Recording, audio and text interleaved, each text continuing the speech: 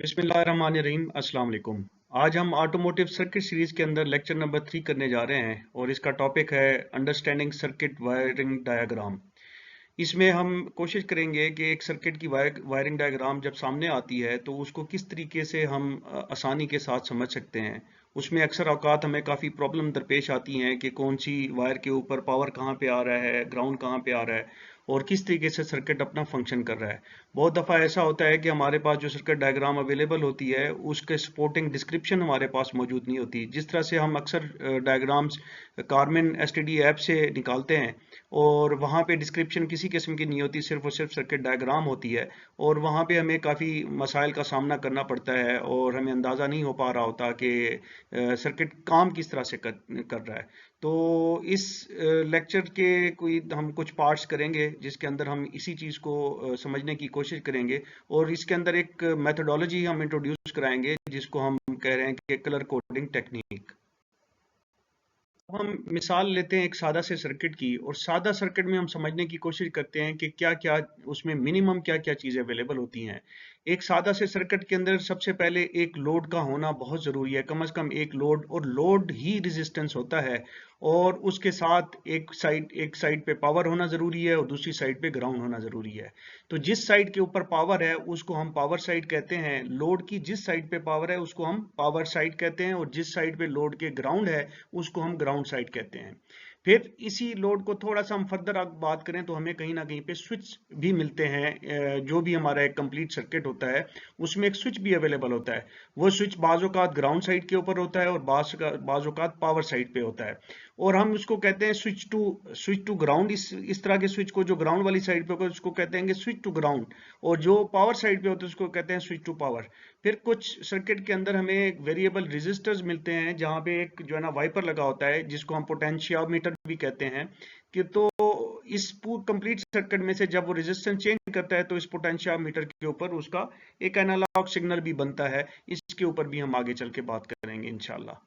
यहाँ पे देख लें कि ये इस जो पहला सर्किट है ये कंप्लीट हुआ है और ये एक मुकम्मल सर्किट है कि इसकी साइड पे पावर साइड है और ये ग्राउंड साइड है और यहाँ पे कोई स्विच नहीं है। तो ये जो सर्किट है ये हर वक्त बना हुआ है, एक्टिव है और इसमें किसी किस्म का स्विच नहीं है तो एक्टिव है। इसकी पावर साइड भी अवेलेबल है, ग्राउंड साइड भी अवेलेबल है और बीच में एक रेजिस्टेंस या लोड भी अवेलेबल है। दूसरे सर्किट को हम देखते हैं तो ये एक ओपन सर्किट है और इसका जो स्विच है वो ग्राउंड साइड के ऊपर है और जब ये ओपन सर्किट है तो याद रखिए जिस साइड पे ये ओपन है तो पावर अगर इस साइड से आ रही है तो वो उसके लिए ये लोड कोई मीनिंग नहीं रखता। ये बहुत समझने की जरूरत है कि ये लोड या ये रेजिस्टेंस इसके लिए जब ये सर्किट ओपन है तो ये ऐसे ही है जैसे एक वायर लगी हो, यहाँ पे कंडक्टर हो, यहाँ पे ये रेजिस्टेंस नहीं रहती जब सर्किट ओपन होता है। तो ये करंट जहाँ पे अगर 12 वोल्ट यहाँ पे है तो आपको 12 वोल्ट तकरीबन 12 वोल्ट इस एंड के ऊपर भी मिलेंगे। ऐसा नहीं होगा कि सर्किट ओपन है और यहाँ पे 12 वोल्ट है तो यहाँ पे हमें 0 या कम वोल्ट मिलने चाहिए, ये बिल्कुल नहीं होगा।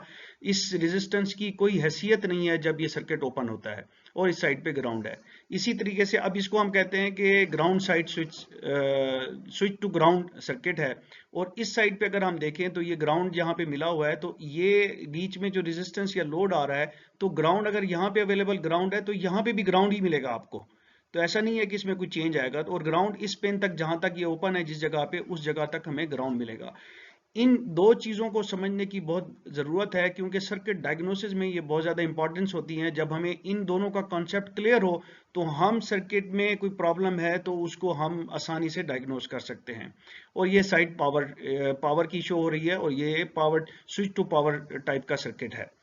और ये फिर अगेन एक मुकम्मल सर्किट है जिस तरह से मैंने पिछली स्लाइड में बताया था कि एक वेरिएबल पोटेंशियोमीटर वाला सर्किट है, यहाँ पे एक वाइपर भी अवेलेबल है। तो जब ये सर्किट कंप्लीट है और यहाँ पे आपको एक सिग्नल मिलेगा, रेजिस्टेंस अगर कम होगी इस सर्किट के अंदर तो वोल्टेज ज़्यादा मिलेंगे, रेजिस्टेंस ज़्यादा होगी तो वोल्टेज कम मिलेंगे। तो इस तरीके से ये एक सिग्नल जनरेट करता है जिसको हम एनालॉग सिग्नल भी कहते हैं।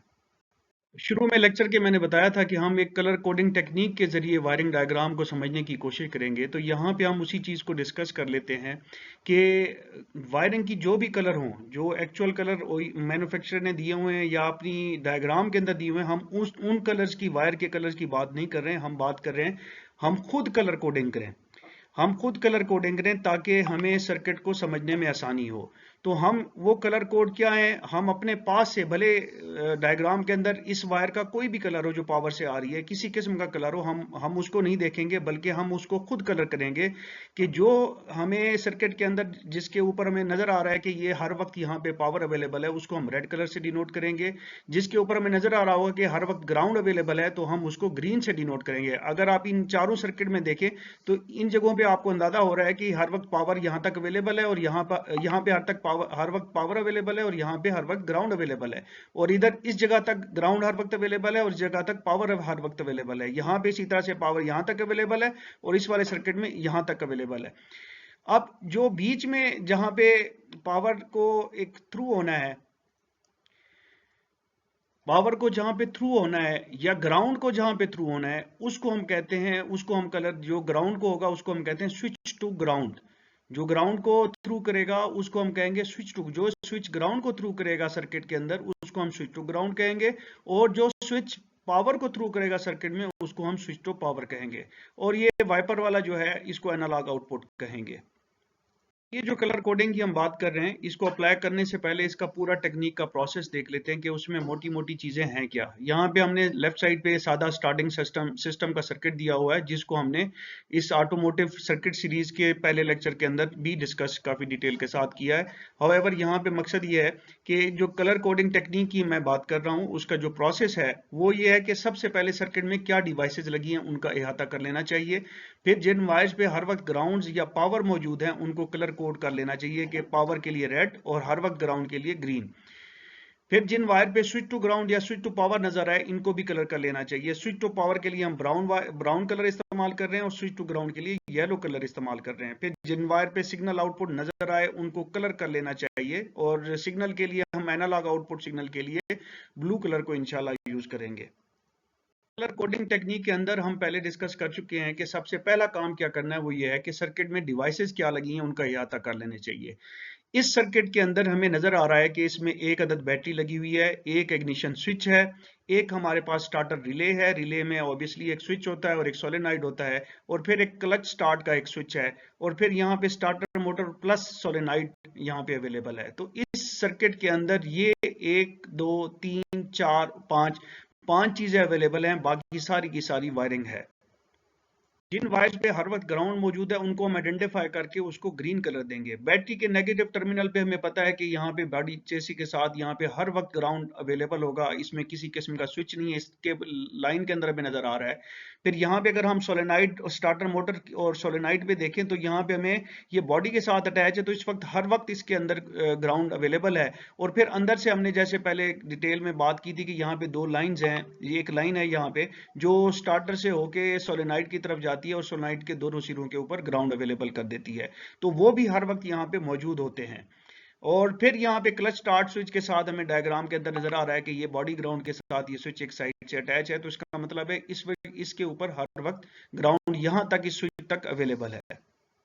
उन वायर्स को आइडेंटिफाई करेंगे जिनके ऊपर हर वक्त पावर मौजूद है, और उनको हम कलर कोड करेंगे रेड कलर के साथ।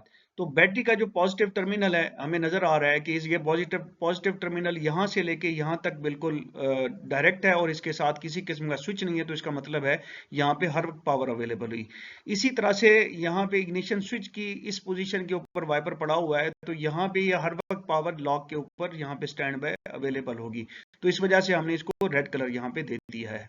के ऊपर स्विच टू ग्राउंड और ग्राउंड का स्विच अवेलेबल होगा, उस वायर को हम येलो कलर करेंगे, और जिसके ऊपर पावर स्विच हो रही होगी उसको हम ब्राउन कलर के साथ देंगे।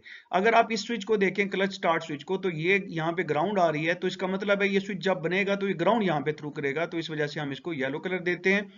फिर ये जो पावर जिस स्विच के ऊपर आ रही है, ये स्विच जब यहाँ पे पहुंचेगा तो इसने आगे क्या थ्रू करना है, इसने पावर थ्रू करनी है।